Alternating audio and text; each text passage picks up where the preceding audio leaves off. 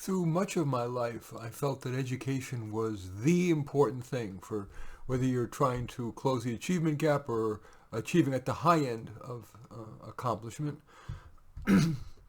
And in my old age, perhaps, I think I have some perspective that's a little more moderate than what I used to believe when I was younger. And I'm not saying this to brag, but I do have a PhD from Berkeley specializing in the evaluation of education. I've been a parent of my kid all the way from preschool all the way through graduate school. And so between that and my having valued education so much, I think I may have something to say that's worth your considering. First, I thought it'd be fun, maybe that's really the main thing, to tell you a little bit about my own memories of education a million years ago. And it's a little frightening to me that things probably haven't changed that much about what schools are like.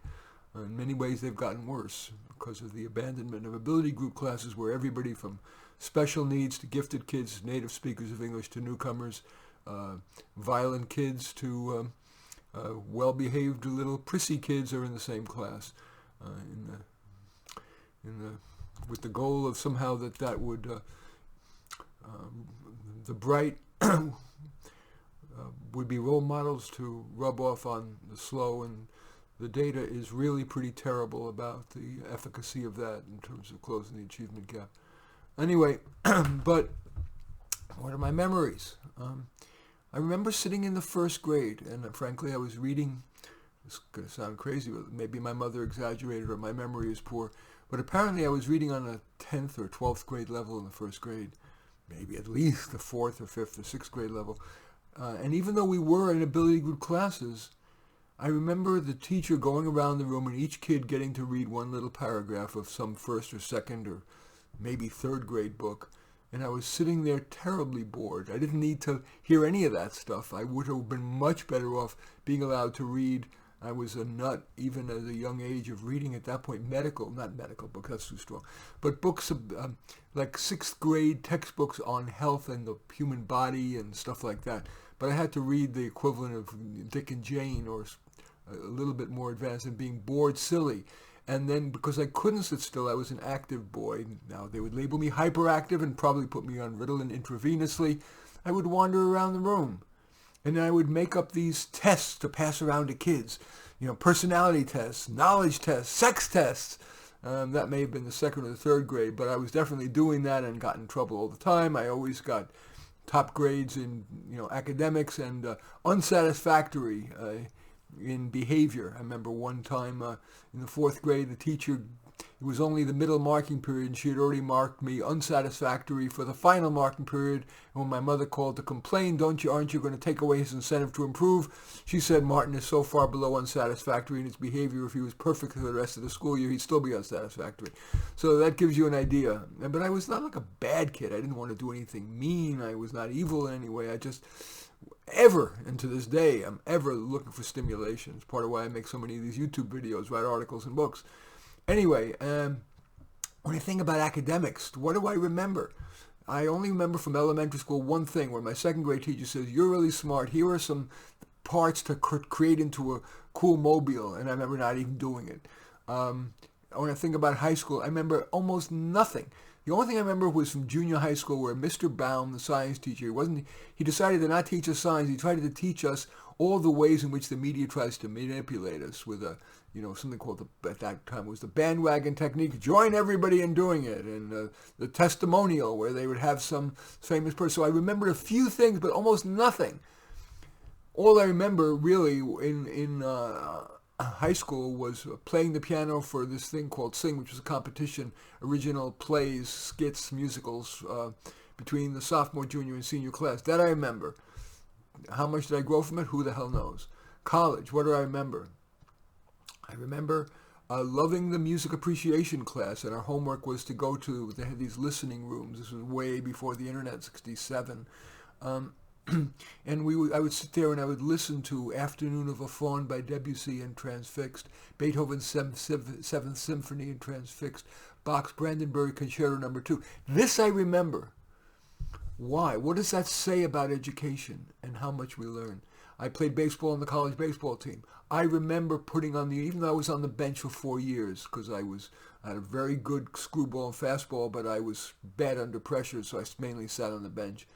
But putting on the uniform, being part of a team, being gracious and accepting my limitations and my abilities, and just cheering my team on even though I was feeling bad that I was such a nervous kid that I couldn't play during most games. I had to sit on the bench. That somehow mattered to me.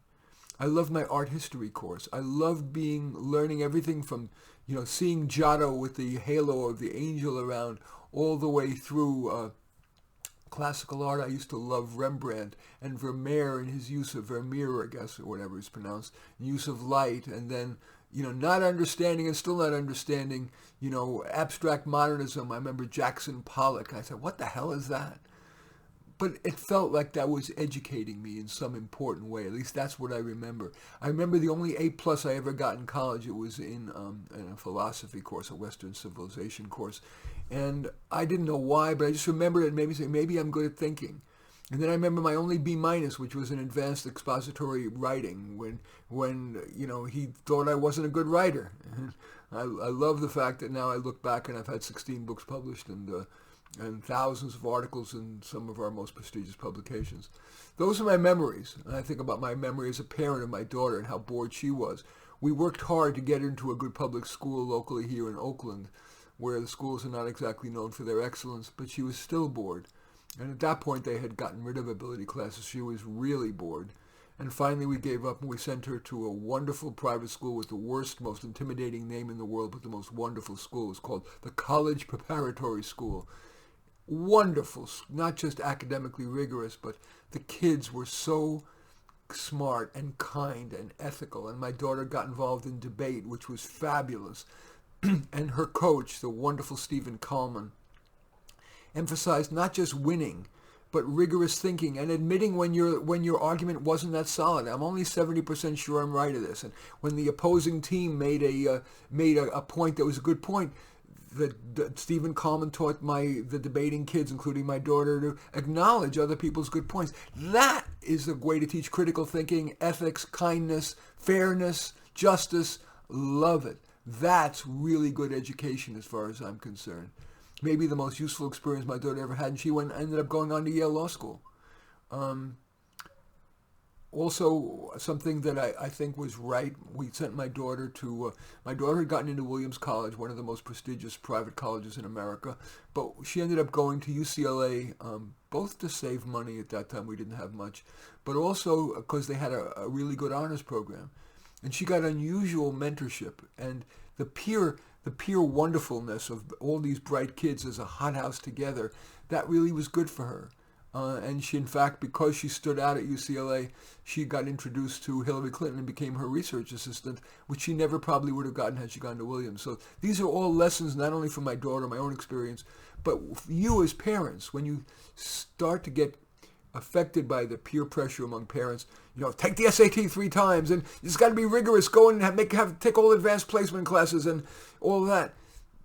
Really, and this is, now I am invoking my PhD, we have learned that what matters most, probably number 1, is genetics. Number 2 is peers, and you're the kids, being in a school with good kids, having good friends, and then parental influences. The actual difference between one school and the other, one teacher and the other, isn't as critical as we wish that it would be. Now, that said, I want to share with you, yes, I think the one-time effort to get your kid into a school with good kids is worth it. And part of the reason for being in a school with good kids is that the teachers are less likely to burn out. They're more likely to remain idealistic and therefore do a good job and not be punitive. That's really important, it seems to me. And also you want, ideally, I don't know how critical it is, but if anything matters, it's having a school where the teachers in general, and it's going to vary year to year, is going to have these big, memorable experiences, whether it's to do a play or to do debate or to have a little student newspaper run in the class or whatever, to act out key scenes of history. it seems like those are things that kids are going to remember much more than rigor of instruction or whatever. And if there are good kids, the good kids are going to be role models for ethics and responsibility and hard work. And that's about as good as you can get. And if for 1 year the teacher isn't so great, the world doesn't end. But if your kid, especially, this is what I would do. I would be looking for a school like that. And the way I do it is, yeah, test scores matter because that's a proxy for how diligent, how smart the kids are, how good the parents are. And teachers will vary a fair amount. And if, let's say, the scuttlebutt, you're a parent of so you've got this. By the way, how do you figure this out? I don't think you need to put too fine a point on it. Visit a couple of local public schools, or if hopefully you're in an area where you're allowed to get inter-district transfers, that is to go get your kid into a different school. Find a school where the kids are like yours, that are good kids. If your kid is a really high achiever, yes, you're going to want a kid in a school with a lot of high achievers. So even in mixed ability classes, the teachers are more likely to adapt instruction to meet the needs of high achieving kids, not just low achieving kids. And you get that both from scuttlebutt from parents, but visiting, ask permission from the principal to visit a couple of classes. Just walk down the hall, peek into the classrooms, get a sense of what the general level of instruction is, how engaged do the kids seem to be. Are the teachers burned out and boring seeming? Are they engaged? Are the kids seeming engaged? Watch the kids on the playground during recess and lunch. Do they seem like they're, there's always going to be some roughhousing, but generally, do the kids seem kind? Do the kids having a great time? Is there, that you just get a sense, would my kid fit in here? Do that at 3 schools, and that one-time effort is probably all you need to do to really maximize it, to what extent education matters. That's probably going to be the biggest thing you could do. And the second thing is, if there is a year in which you hear from the scuttlebutt, let's say your kid's in the 2nd grade, that there are 2 third grade teachers and one is really great with kids like yours, say really bright kids or really slow kids, whatever, and the other is not, that may be a time to visit the principal and say, my kid, I understand there are 2 third grade teachers. You want to say one is better than the other. You don't want to say that. But, it would seem that my child would be a much better fit for Mrs. Jones than Mrs. Smith because of she seems to be particularly attuned to kids like mine who tend to be very bright or very slow or whatever it is. Making that request in that tactful way, not pitting one teacher against the other, just talking about a better fit. Those 2 things, simply getting your kid in a school where there are basically kids who are good kids and at an academic level that on average is similar to yours, and then once or twice, say during the elementary school years, where you hear that the next year's teachers, one would be a much better fit, trying to get your kid into that class. That's as much as you really need to do. Now, having said all of that, there are some things you're going to want to do to teach your child to make the most of school. And that would be not very much. And I wouldn't be this slave driver, do all your homework, whatever. When the kid invariably, unless you're a very rare kid, says, why do I have to do this? You don't be too pushy about it. Say, I can understand why you feel that way. I felt that way myself. It's not just to get a good grade on your report card. You may or may not learn some discipline, learn some, some of the content. You may, you may find you may learn more than you realize, but I'm going to leave you with some discretion here, my lovely child, my darling child. What do you think you should do? How much of it should you do? Should you do this? Should you not do it? That instead of flogging the kid to doing it, it's encouraging a level of autonomy and decision making rather than just blind rule following. Say, is it worth you perhaps getting a 0 on the homework for not doing it? What do you think? That kind of collaborative parenting and not BSing about, you got to do your homework, without good explanation and intelligent conversation, that's something that I would definitely, that's how I would handle homework. What I would be really insistent on, as I said, kids, the peer influence is very potent, more so than probably school, the teacher, or even the school. I would really encourage good friendship. So after school, when I asked my kid, what did he do in school today, at dinner or whatever, I would then say, is there a kid you particularly like? Is there a kid who's giving you a hard time? And I would really try to encourage good friendships. Kids who are of a similar intellectual level, that seem kind and ethical, and invite them over to the house, invite them on family trips, sleepovers, etc. That's good. And I love the example from my own life of shunning a bad kid.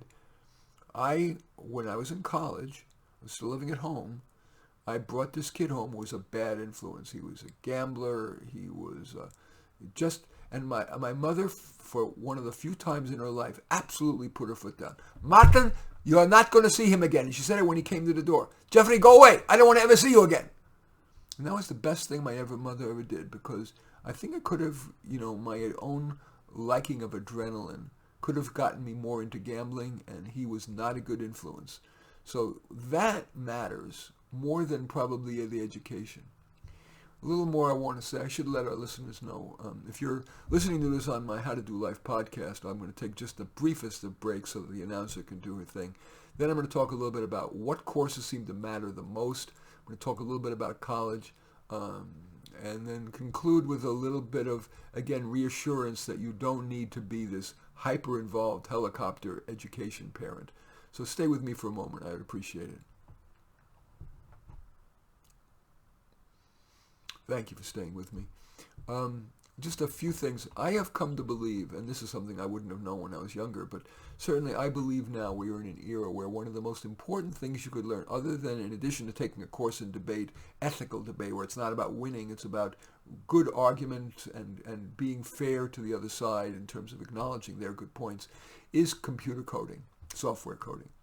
So much of, in so many more, higher percentage of good jobs are going to require the ability to code, and more important, that activity of coding is one of the most requiring of good reasoning skills, which is the most important skill of all. So I've taken courses in coding, especially with a practical application like robots, because you get to see the result of your coding efforts right there. You say, oh, I screwed that up. Oh, I could make this better. Coding, for example, high school, joining a robotics club would be a fantastic thing to do. They have these fun competitions on who can make the robot do the most, and and this is where the future is. May not be replacing people so much as augmenting what people can do, taking those automated those mechanical tasks that people do poorly and with mistakes. I really believe in the importance of coding, and of course, coding is critical to artificial intelligence, which could again create better artificial intelligence-assisted doctors and accountants and teachers even. So I'm a big believer in coding along with debate. But I also, this may surprise you, I am a deep believer in supplementing that coding stuff with the artistic creativity. It depends on the kids, build on their strengths. If they're more somebody who would enjoy reading and theater and acting and being on stage, get them involved in theater. Great, and it's so exciting preparing for a play. Or if they're more athletic, sports. Yes, it teaches great sportsmanship. It teaches skill development. It is a good complement to the academic and the intellectual. Those are the so co-curricular activities that I think matter a lot. I want to say just a bit about higher education. It's something I know a fair amount about. I've written 3 books on it, including a 774-page book on for parents and for students on college, making the most of college. One's called The All-in-One College Guide. The other is called How to Get an Ivy League Education at a State University. And then I wrote another one. I forgot what it is even called. This was so long ago. But I believe that the best option that exists are community colleges, especially honors programs in community colleges, and honors programs at state universities, at mega state universities. I'm well aware that at those mega state universities, the professors are hired and promoted based on research, which is not in students' best interest from a learning standpoint, but they get so many resources from tax dollars and from foundations and their brand names and from donors and alumni, and they're so big so they have a big donor base to draw from, that in my judgment, the best deal is an honors program at a state university or at a community college. Because at community colleges, while they're the lowest status, they are by far, the teachers are hired and promoted based on how well they teach. And while, of course, there's bad teachers anywhere, I love community colleges for that reason. And I don't I think we have romanticized the advantages of being away for your freshman year in the dorms. Those tend to be hothouses for excesses. Too many kids want to test the limits. They're free from their parents' watchful eye. I'm a huge fan of starting out at a community college, especially an honors program in a community college, and then transferring to a state university, a prestigious state university, so you get a designer label on your diploma. If you're in Illinois, it'd be the University of Illinois. If you're in New York, it might be the State University of New York at Stony Brook or Binghamton. If you're in California, it might be UC Berkeley, UCLA. Much easier to get into those prestigious schools if you start out at a community college. I understand that it's not prestigious to start at a community college, but I really do think that often status is the enemy of contentment. My best advice for the typical kid, of course, one size doesn't fit all. It's going to vary with the kid. But for the kind of person who's going to be listening to this video or watching this video or listening to this podcast, they tend to be quite bright. And so the smart money is to resist the temptation for prestige and start out at a community college in their honors program and then transfer to a prestigious state university. The kid's going to say, but look, it's I'm working so hard in school for that. Yeah, don't work so hard. Have a moderate schedule. You don't need all AP classes. You don't need to take the SAT 3 times. You don't need an extracurricular that's merely going to look good on your application to colleges, but it's not what you want to do. I feel sorry for the kids who take up tuba because they know that Ivy Leagues are always short of a tuba player, or get up at 4 a.m. to row crew. Don't do that. Do the extracurriculars that you're going to be excited about and they're going to build on your strengths. Don't prostitute yourself to get into a designer label college. Yes, those designer labels matter, but they matter less than you might think. Better to focus on your own development than pleasure. And finally, I just want to summarize again. Education matters, but not that much. We all know that everything about, whether we're in the animal kingdom, in the plant kingdom, the human kingdom, we are both a function heavily of genes, but not exclusively. Secondarily, we are a function, and children are benefited tremendously by their peers, and secondarily or tertiarily by parents, and then by education. We don't know the exact ratio. It doesn't matter. The point is that education doesn't matter so much that you should be a helicopter parent and get really intense about insisting the kid be rigorous and do all of his homework and take all the advanced courses and take the SAT 3 times and, etc. Sure, if your kid is struggling in reading, you probably do want to get a reading tutor, or I also like math tutoring, but not the esoteric math, like the area of a parabola or quadratic equations or geometric theorems. What counts in math really is the ability to think quantitatively. That means think probabilistically, to estimate what is the probability of this occurring. What is even how much change should I be getting? Getting to estimate and think probabilistically. Those are the keys to great math thinking. If you really need the advanced math, you can, if you're going to be an engineer or a physicist or something like that, you can load up on that in college. But don't get obsessed with math, with the esoteric of math in elementary school or even in high school. And I think that's all I really want to say. I think you can breathe around education. Be moderate. Yes, try to get your kid into a school with good kids, which in turn results in not only good peer influence, but teachers less likely to burn out. In that occasional year when you're pretty confident that there'll be one teacher the next year who's a better fit than the other, talk to the principal and tactfully talk about, I'm hearing that this teacher might be a better fit for my child. Yes, encourage good friendships and be pretty firm about trying to cut off bad friendships. Encourage moderation in work and focus on things that are extracurriculars likely to make a difference, like computer coding, like being involved in debate, but ethical debate, debate club, robotics club, whatever. And allow time for fun, unstructured, fun time. And then finally, underrated are community colleges, honor programs especially, but community colleges in general, and flagship state universities, each state's major university, especially their honors program. Anyway, those are my best thoughts for you as a parent on how you might be thinking about your child's education and your role without having to go and bake cookies for the bake sale or volunteer in your kid's classroom. Those end up not being so central.